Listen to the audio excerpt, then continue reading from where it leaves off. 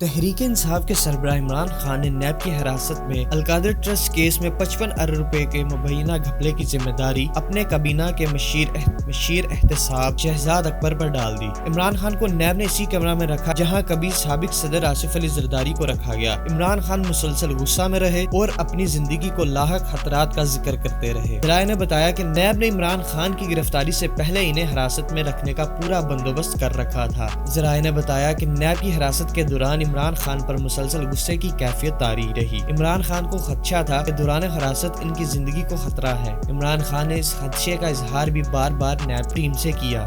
ذرائع نے بتایا کہ نیب حکام نے عمران خان کا ابتدائی بیان قلم بند کیا۔ نیب نے القادر ٹرسٹ سے متعلق سوالات کیے۔ نیب نے عمران خان سے پوچھا کہ برطانیہ سے ملنے والے 55 ارب کی منظوری کیسے دی گئی۔ عمران خان نے جواب دیا کہ مجھے نہیں معلوم تھا کہ اس بند لفافے میں کیا تھا۔ نیب کے سوالوں کا جواب دیتے ہوئے بتایا کہ مجھے شہزاد اکبر نے کہا یہ ٹاپ سیکرٹ ہے۔ شہزاد اکبر نے نیشنل کرائم ایجنسی کو رقم منتقلی کے لیے اکاؤنٹ نمبر دیا۔ مجھے شہزاد اکبر نے کہا کہ لفافے کھولے بغیر کابینہ سے منظوری لی جائے۔